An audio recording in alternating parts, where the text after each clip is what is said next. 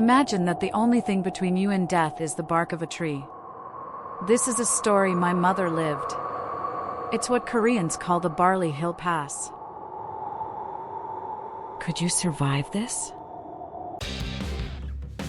It all started with a hunger that would not be silenced. This is the story of how a nation, born from the deepest poverty, rose to become a global powerhouse.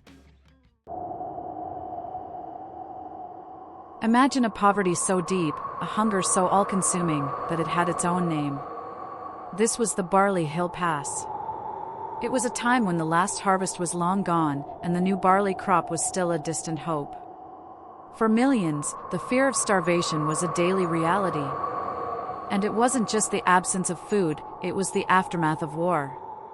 After 3 years of the Korean War, the land that once fed families lay scorched and unusable. Fields were destroyed, irrigation systems collapsed, and the men who would have tilled the soil were gone, many forced into military service, many never returned. Droughts followed. Diseases spread. Crops failed. And hunger deepened.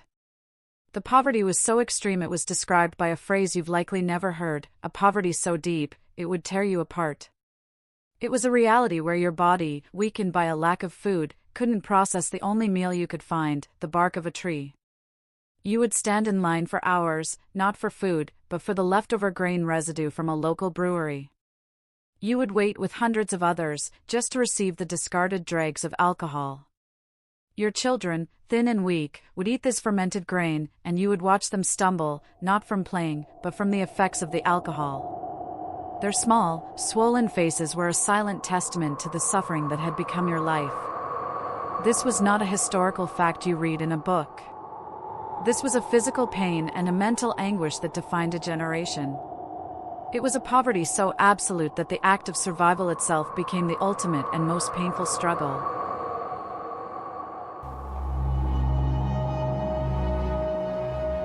When the Korean War broke out, my mother was just 8 years old. Her family had no choice but to flee, leaving behind their home, their land, and everything they knew. They walked for days toward Busan, my grandparents, my mother, and her 4 younger sisters, ages 6, 4, 2, and a newborn baby. The adults carried the youngest children on their backs. My mother held tightly to the hand of her 6-year-old sister, trying to be brave.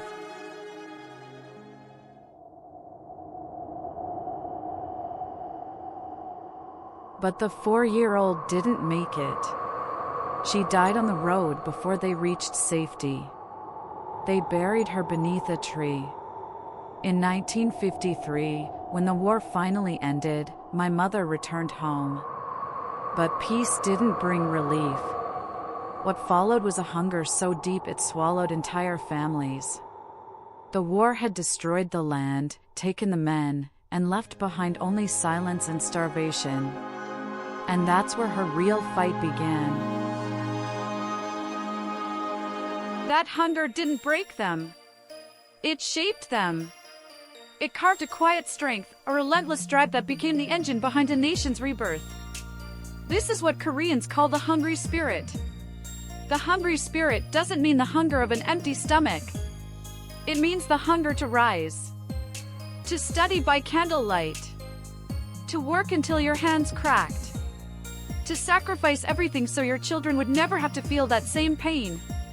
It was a hunger for dignity. For transformation. That spirit is why Korea, with almost no natural resources, became an economic powerhouse.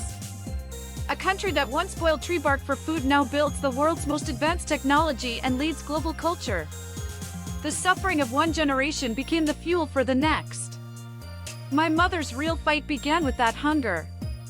And because she, and millions like her, endured it, they built a legacy that didn't just change their lives. It changed the world. So, what is the legacy of a generation that ate tree bark and buried its children by the side of the road? What is the legacy of the hungry spirit? It's found in the shining lights of Seoul. It's in the songs of K-pop, the captivating dramas, and the technology that powers the world. The strength that built brands like Samsung and Hyundai didn't come from wealth.